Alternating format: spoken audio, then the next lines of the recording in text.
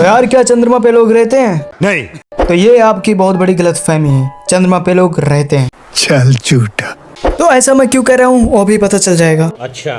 एक छोटी बच्ची दूरबीन से चांद को देख रही थी। अचानक उसने चांद पर एक घर देखा जहां से एक बूढ़ा आदमी निकला। लड़की हैरान हो गई क्योंकि वह बूढ़ा आदमी उसके गुजरे हुए दादाजी थे। लड़की ने जल्दी से अपने दादाजी को हाथ हिलाया, लेकिन दादाजी ने उसे नहीं देखा, जिससे लड़की निराश हो गई। उसके बाद के दिनों में स्कूल से घर आते ही लड़की ने उसके दादाजी को दूरबीन से देखना शुरू कर दिया। उसने देखा कि सुबह से रात तक दादाजी अकेले ही बेंच पर बैठे रहते हैं, पृथ्वी की ओर देखते हुए मानो किसी की याद कर रहे हों। बस तभी लड़की को एक विचार आया और वह अपने स्टडी रूम में गई और एक पत्र लिखने लगी। फिर सीढ़ी के सबसे ऊपर जाकर पत्र को दिखाया, लेकिन इससे कुछ ना हुआ। तो लड़की ने पत्र को तीर पर बांधकर चांद पर पहुंचाने की कोशिश की, लेकिन इससे भी कुछ ना हुआ। क्रिसमस आ गया और पूरा परिवार खुशी से क्रिसमस मना रहा था, जबकि दादाजी चांद पर एकदम अकेले बेंच पर बैठे हुए थे। तभी कुछ गुब्बारे एक डिब्बे को लेकर उड़ते हुए आए और जिससे दादाजी के चेहरे पर मुस्कान भरी हंसी आई। उन्होंने उत्सुकता से डिब्बे को खोला और उसमें एक दूरबीन पाई, जो कि लड़की ने उसके दादाजी के लिए गिफ्ट के रूप में भेजी थी। इसके बाद दादाजी ने दूरबीन से पृथ्वी की ओर देखना शुरू किया। जब दादाजी ने अपनी पोती को देखा तो दादाजी की आंखों में आंसू आ गए। तो यार इतनी देर से मुझे ये नहीं समझ में आ रही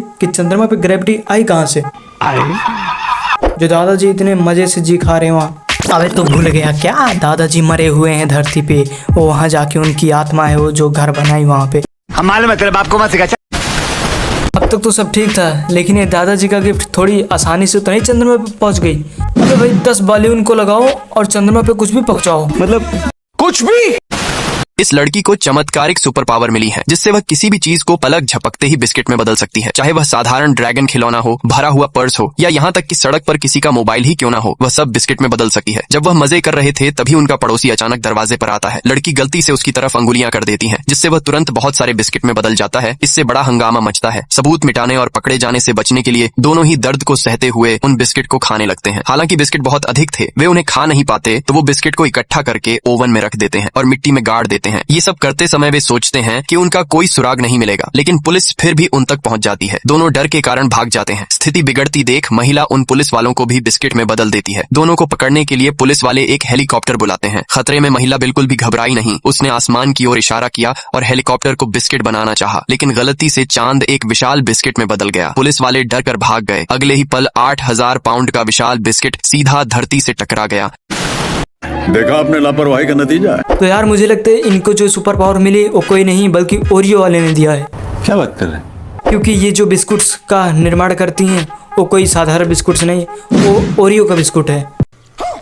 तो मेरी ओरियो वाले से यही निवेदन है कि इनकी ये सुपर पावर छीने या फिर इनको अपने कंपनी में या फिर अपने फैक्ट्री में ऐसा मशीन काम करवाएं, बट इनको फैक्ट्री से बाहर ना आने दे, वरना ये अभी चंद्रमा को ही बिस्किट्स में चेंज करके पृथ्वी पर गिराई। पता नहीं कैसे पृथ्वी बची है, अगली बार ना हो किसी और प्लेनेट को गिरा दे पृथ्वी पे। बात तो सही है। इस आदमी में इतनी गर्मी है कि हर वक्त इससे पसीना बहता रहता है। वह हमेशा अनगिनत पंखों के सामने बैठता है। बस में पसीना तेज बारिश की तरह बहता है और जल्द ही वह एक विशाल तालाब का रूप ले लेता है। इसलिए बस चालक उसे बस से उतार देता है। कोई उपाय न होने से बेचारे को टैक्सी से जाना पड़ता है। उसके किराए का खर्च सामान्य से 10 गुना ज्यादा होता है। मछली पकाते समय उसे इतना पसीना आता है कि मछली दोबारा जिंदा हो जाती है। बेचारे को मछली पर दया आती है और वो उसे एक्वेरियम में डाल देता है। मछली नहीं खाने से वह बाहर से खाना मंगवाता है। पंखे चलने के बावजूद 2 कदम आगे बढ़ाते ही वह पसीने से लथपथ हो जाता है। खाना खाने के बाद वह काम पर जाता है। वह सफाई कर्मचारी की दिन भर की मेहनत को बेकार कर देता है। जब वह कंप्यूटर रिपेयर करता है तो एक कर्मचारी आते वक्त दरवाजा बंद करना भूल जाता है, जिससे वह पसीने से तरबतर हो जाता है और कंप्यूटर सही होने से पहले खराब हो जाता है। इसलिए गर्मी में हमें गर्मी से बचना चाहिए। चुप, बिल्कुल चुप। तो भाई अब ये जलपरा कहाँ से आ गया?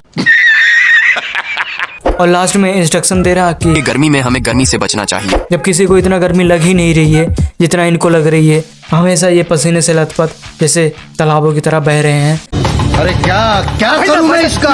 क्या करूं इसका? क्या करूं? मार भी नहीं सकता।